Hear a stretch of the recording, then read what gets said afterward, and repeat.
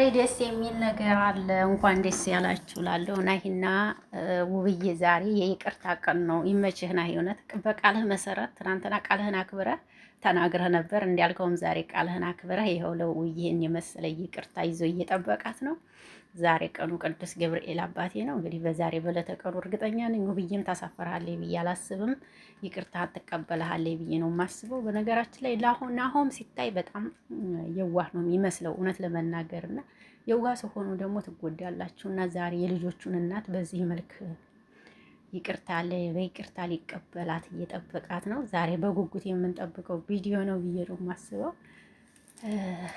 ምን ልበላችሁ እኔ እንጃ። እኔ ቪዲዮውን እስከማየው ቸኩያለሁ እውነት ለመናገር እና እርግጠኛ ነኝ ይቅርታውን ትቀበሏለች ብዬ ነው የማስበው። ሰላም ሰላም፣ እንዴት ናችሁ? ደህና ናችሁ? ያቢ ነኝ። ለዚህ ቤት አዲስ ከሆናችሁ ቤተሰብ ሁኑ። አብራችሁ ላላችሁ አመሰግናለሁ። ሰላም ጤና ፍቅር ከእናንተ ጋር ይሁን እያልኩ በአዲስ ቪዲዮ መጥቻለሁ። ቪዲዮ ከተመቻችሁ ላይክ፣ ሼር፣ ኮሜንት አድርጉ። ዛሬ እንግዲህ ናሂ ውብዬን ይቅርታ ለመጠየቅ እንደዚህ ተዘጋጅቷል በሚያምር ሁኔታ። በስማ ያለ ማድነቅ አይቻልም ብዬ ነው የማስበው። እርግጠኛ ነኝ እነ ሄዱ ምናምንም ይኖሩበታል ብዬ ነው የማስበው። እና እንግዲህ እርግጠኛ ነኝ ይቅርታውን ትቀበለዋለች። ዛሬ የእርቅ ቀን እንደሚሆን ባለሙሉ ተስፋ ነኝ። ውብዬ ርሩ ናት፣ እምቢ አትለውም ብዬ ነው የማስበው። ውብዬ ርሩ ናት፣ እምቢ አትለውም ብዬ ነው የማስበው። ምክንያቱም አንደኛ የልጆቹ አባት ነው። ምንም ቢያረጋት ምንም ቢላት ይቅርታውን ትቀበላለች ብሎ ባይነኝ እንደኔ እና የዛሬው ቀን ልዩ እንደሚሆን ባለሙሉ ተስፋ ነኝ። ይህን ቪዲዮ ዛሬ ያው በጉጉት እንጠብቀዋለን እና ይሄ እንግዲህ ደስታ ሙሉ እንደሚሆን እንደሚስተካከልልህ ባለሙሉ ተስፋ ነኝ።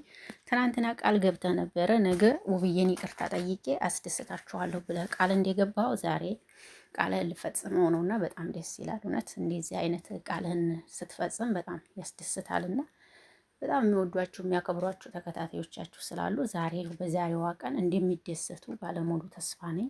ይደሰታሉ። እውነት ለመናገር በጣም ደስ ይላል። እኛም ደስ ብሎኛል እውነት ለመናገር በዚህ በአመረ ሁኔታ እንግዲህ በጣም ሰፐራይዝ አላት። ደስ የሚል ሰፐራይዝ ነው የሚኖራት ብዬ ነው የማስበው። እና ውብዬ ይቅርታ ወዲህ ትቀበዩ የኔ ድንቡሽቡሽ ጸባይ ሰናይ እንዴት ትቀበዩ ናሆምን የመሰለ ባለሽን የኔ ቆንጆ የሁለት ልጆች አባትሽን እና እንደምትቀበዩ ባለሙሉ ተስፋ ነኝ። እንግዲህ ናሆም እግዚአብሔር ይርዳ። እንተ መልካም ሰውነ ጥሩ ሰውነ ፈጣሪ ይርዳ ያግዝህ ነው የምለው። እኔን ለምንም አልልም። ምክንያቱም ናሆምን ስታዩት የሆነ ርሩ ነገር ነው የሚመስለው። ያው ግን የሰው ልጅ ያኔ ከጠመዳችሁ ከባድ ነው፣ ይጠምዳችኋል እንጂ ለሰው ክፉ ነው የምንለው አንድም ነገር ያለው ሰው አይመስለኝም። እና እንግዲህ እግዚአብሔር ይርዳህ በሉት።